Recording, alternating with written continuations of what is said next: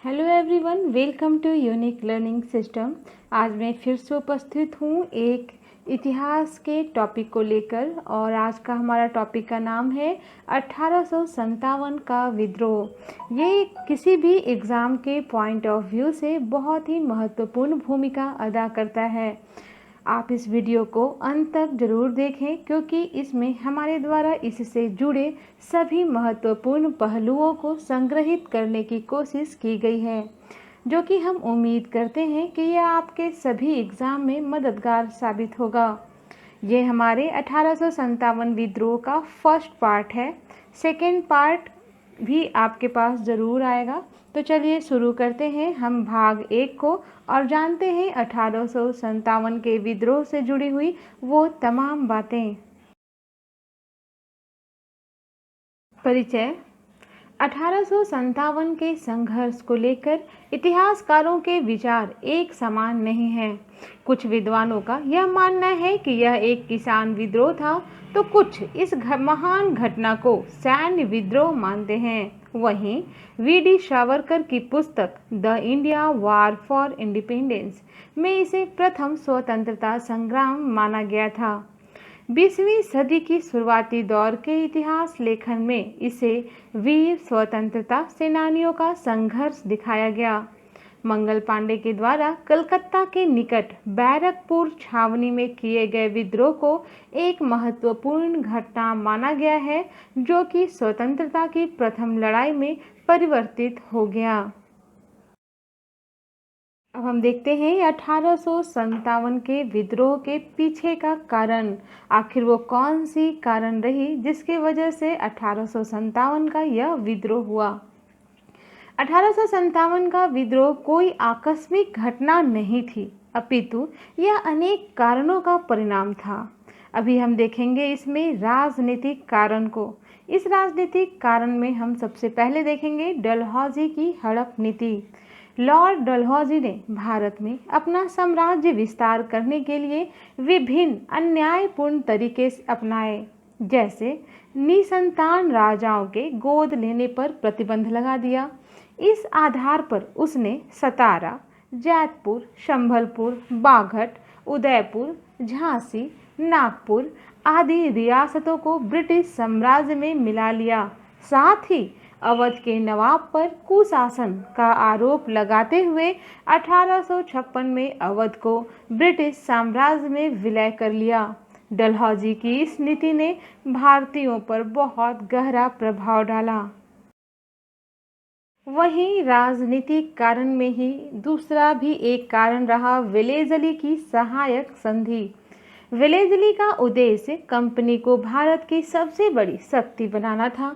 इसके लिए उसने सहायक संधि प्रणाली का प्रयोग किया।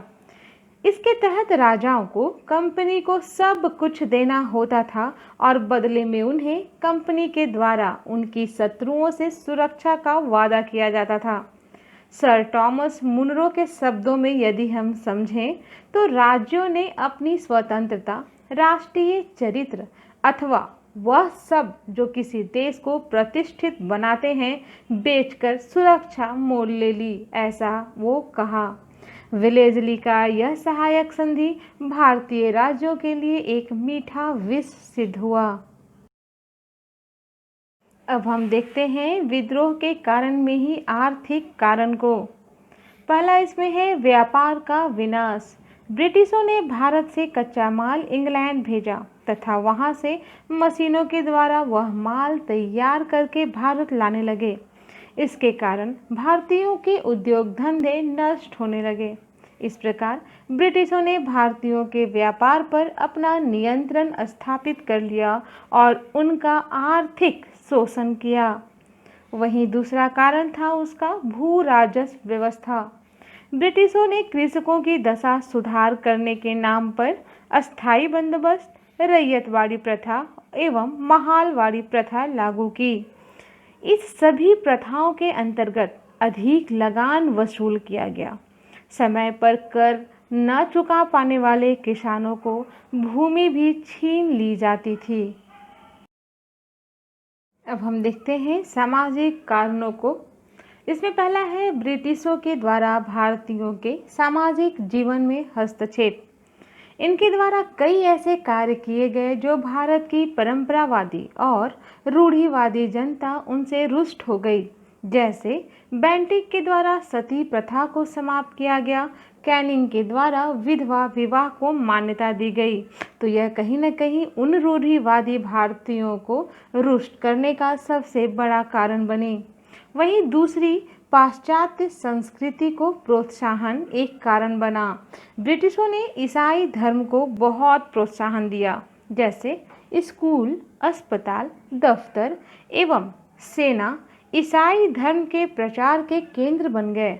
भारतीयों को यह विश्वास हुआ कि ब्रिटिश उनकी संस्कृति को नष्ट करना चाहते हैं, अतः उनमें गहरा असंतोष उत्पन्न हुआ। अब हम देखते हैं धार्मिक कारण को। भारत में सर्वप्रथम ईसाई धर्म का प्रचार पुर्तगालियों के द्वारा माना जाता है, किंतु ब्रिटिशों ने इसे बहुत फैलाया। 1831 ईस्वी में चार्टर एक्ट पारित किया गया, जिसके द्वारा ईसाई मिशनरियों को भारत में स्वतंत्रता पूर्वक अपने धर्म का प्रचार करने की स्वतंत्रता दे दी गई। भारतीयों को धार्मिक संकेतों को पहनने या अपने धर्म को पालन करने पर रोक भी लगा दी गई। अब हम देखते हैं इसके प्रशासनिक कारण को। ब्रिटिशों की विविध त्रुटिपूर्ण नीतियों के कारण भारत में प्रचलित संस्थाओं एवं परंपराओं का समापन होता जा रहा था।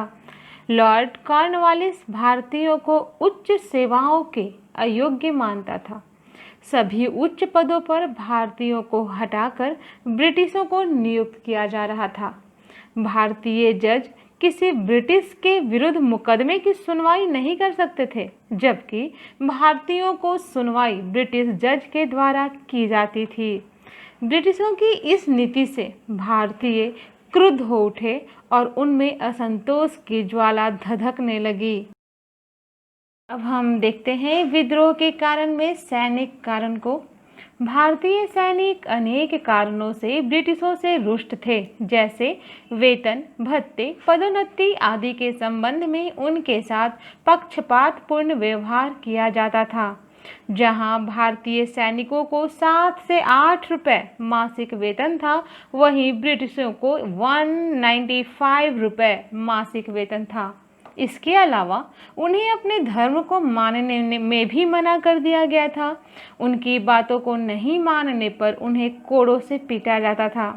सिख सैनिकों को बाल नहीं कटवाने पर उन्हें सैन्य से बाहर भी निकाल दिया जाता था। अब हम देखते हैं इस विद्रोह का सबसे महत्वपूर्ण कारण क्या रहा। तत्कालीन कारण 1857 ईस्वी तक भारत में विद्रोह का वातावरण पूरी तरह से तैयार हो चुका था और अब बारूद के ढेर में आग लगाने वाली केवल एक चिंगारी की आवश्यकता थी। यह चिंगारी चर्बी वाले कारतूसों ने भी प्रदान कर दी।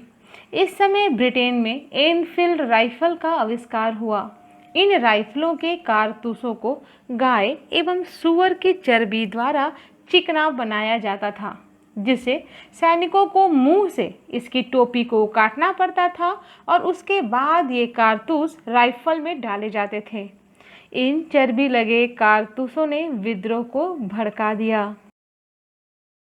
इस पूरे वीडियो से जुड़ा हुआ हमारा आज का सवाल है, the Indian war of independence किसके द्वारा लिखी गई? R.C. Majumdar, B. James Outram, C. V.D. Savarkar और D. अशोक मेहता। दूसरा क्वेश्चन है, किस एक्ट के तहत ईसाइयों को अपने धर्म प्रचार की स्वतंत्रता दी गई? A. 1813 act, B.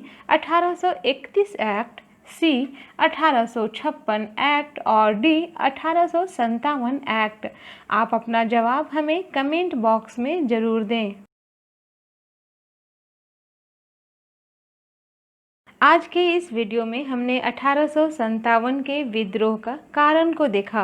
अगले वीडियो में हम 1857 के विद्रोह से जुड़ी हुई उन तमाम महत्वपूर्ण तथ्यों को देखेंगे जो अक्सर हमारे एग्ज़ाम के पार्ट बनते हैं, चाहे वो हमारे पीटी एग्ज़ाम हो, चाहे वो हमारे मेंस एग्ज़ाम हो। तो आज के लिए बस इतना ही, और यदि आपको यह वीडियो पसंद आया तो आप इसे लाइक ज़रूर करें। आपका एक लाइक हमारे मोटिवेशन के लिए काफ़ी होता है। और इसे सब्सक्राइब भी करें और नए अपडेट्स के लिए बेल आइकन प्रेस करना ना भूलें।